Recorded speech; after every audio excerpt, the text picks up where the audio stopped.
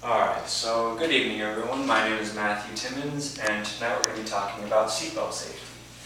And before we get started, I just want you to all picture this scenario, okay?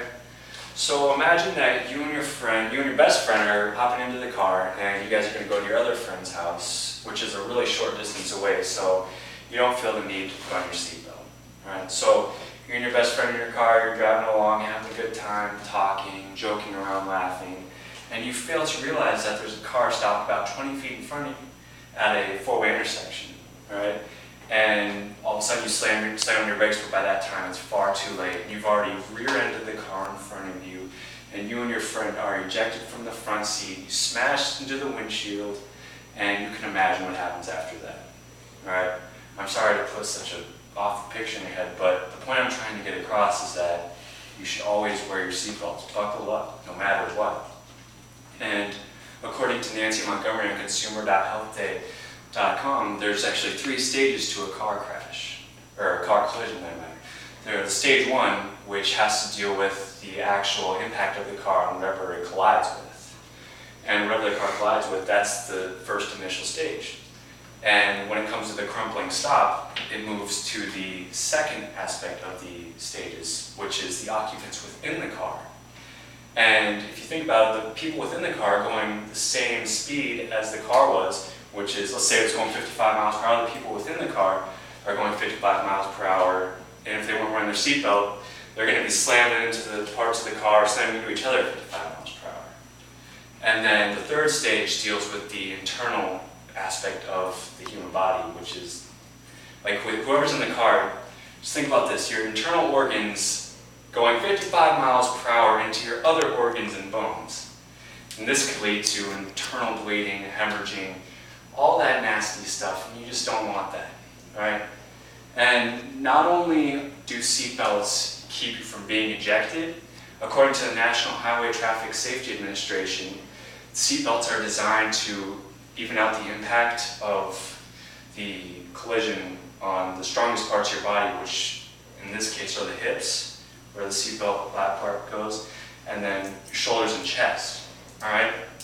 And according to Angela Osterhuber, the director of the Pennsylvania Traffic Injury Prevention Project, there's actually 5 ways a seatbelt is designed and to prevent these fatal injuries. The first being that it keeps you safe and secure inside the vehicle, obviously. In relation to the collision, it keeps you from, it slows down the impact of whatever, so you don't fly out of the car. And third, it protects your brain and spinal cord, which are 2 critical parts of the body. Everyone can agree with that. And it's designed to keep, like the NHTSA is designed to keep your lap, chest, shoulders, all those strong parts of your body. And the last one is that it not only does that, but if you do get in a car accident, it evens out the impact, so it's not just centered on one part of the body. All right? And not only do seatbelts protect in fatal injuries, they protect in death. And according to the Center for Disease Control and Prevention, the leading cause of death in people ages from 5 to 34 are car accidents. And it's definitely increased over the years because there's been things like, according to NSC.org, the things that can cause most car accidents are impaired driving, speeding, not wearing a seatbelt, right? And those are all factors that can play a big part in car accidents. Then you also have the impairment aspect of it, where when you drink alcohol, and actually in 2012, according to the NHTSA, I think it was about 1/3 of the population of the 5 to 34-year-olds was actually involved in alcohol-related instances while driving, and this contributed to over 10,000 people, the death of 10,000 people. And it's a pretty large number, so a few words of wisdom: drive sober, don't drive drunk. And the last thing I'd like to talk about today is the fact that everyone can play a huge part in the enforcement of seatbelt usage, but before we go into that, the largest majority of people that don't wear their seatbelts are teenagers.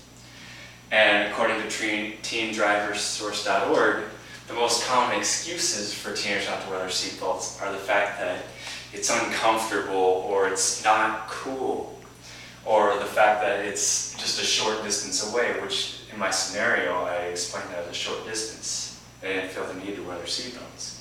And this is all from a lack of misunderstanding the fact that seatbelts can have a huge part in a life or death situation. All right, they play a big part in your survival in any car accident. So the ways you can, there's many people that can enforce seatbelt usage. Everyone plays a part. All right, you have the state, which can make the police officers enforce seatbelt laws. All right, you can hold campaigns explaining the seatbelt usage and the risks of not wearing a seatbelt. And you can always have that enforcement of the seatbelt usage. Next, you can have healthcare providers talking about how important it is to wear a seatbelt. They educate their patients about seatbelt safety. And then you have parents and guardians that can play a huge part in educating their children, or anybody for that matter, on always buckling up before you go anywhere and making sure that everyone's buckled up before you start driving, no matter how far it is. And these all play a huge part in enforcement of seatbelt safety. And the point I'm trying to get across to you all, and the message I'm trying to convey, is that seatbelt safety is a huge part in driving because it reduces the fatal injuries, it prevents death, and it can be enforced in many ways. And I guess the point I'm trying to get across is just buckle up. Just buckle up no matter how far you're going. And seatbelts may be lame, but they can save your life. So that's all I have for you.